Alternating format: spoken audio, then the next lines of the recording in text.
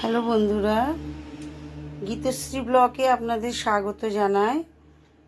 আজকে আমি রান্না করব লাউর ডাঁটা পোস্ত। আমি একাটি লাউ নিয়েছি, লাউর পাতা ডাঁটা সমেত নিয়েছি, আর 3টে ছোট আলু নিয়েছি, 2টো শুকনো লঙ্কা নিয়েছি, বেশ খানিকটা কাঁচা লঙ্কা নিয়েছি, আর প্রায় 50 মতো পোস্ত নিয়েছি। সেটাকে আমি জলে ভিজিয়ে রেখেছি। এই দিয়ে আমি করব লাউ ডাঁটা পোস্ত।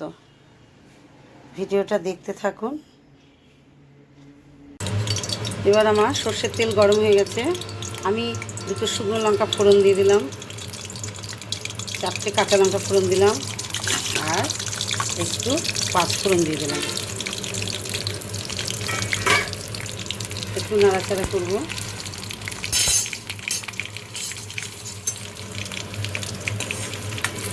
বেশ খানিকটা তেল দিয়েছি আমি পোস্তে।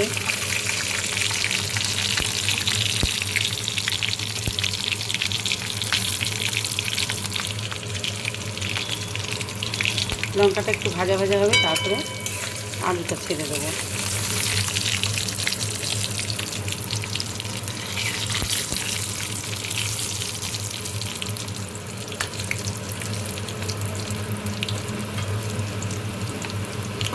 এবার আমি আলু কটা ছেড়ে দেবো, আর একটু হলুদ দিয়ে দেবো। হলুদ পোস্তই দেয় না, তবু আমি একটু দিচ্ছি, এখানে ডাঁটা পাতা রয়েছে বলে দিচ্ছি। এবার আমি এটা একটু কষিয়ে নেব আলুটা।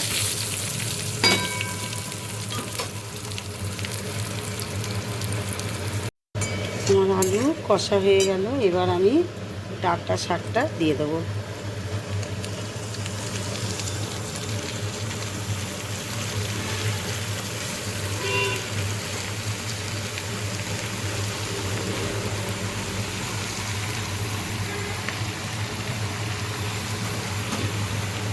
এবার লবণও দিয়ে দেবো।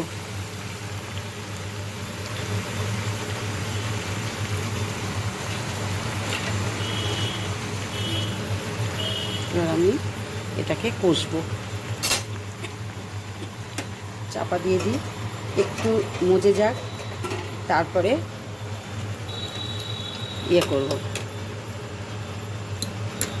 চাপা দিয়ে দিলাম। এবার দেখবো আমার কষা হয়ে গেছে কি। হ্যাঁ, কষা আমার হয়ে গেছে লাউর ডাঁটাটা। এবার আমি গরম জল দেবো। নিরামিষ তরকারিতে সবসময় গরম জল দেবেন, তাতে কী হবে, তাতে টেস্ট বেড়ে যাবে, তরকারির টেস্ট দ্বিগুণ হয়ে যাবে। এবার এটা সেদ্ধ হোক, তারপরে আমি পোস্ত দিয়ে নামাবো।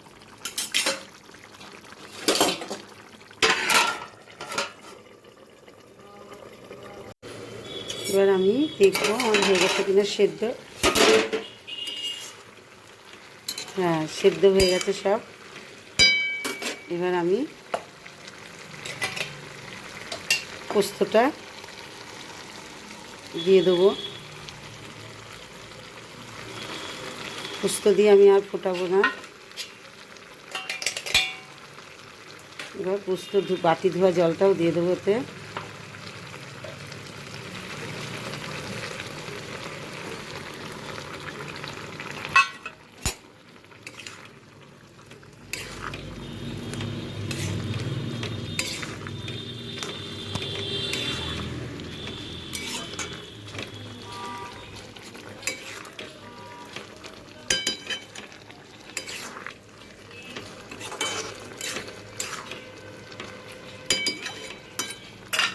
এবার আমি 2 চামচ সর্ষের তেল দিয়ে দেবো।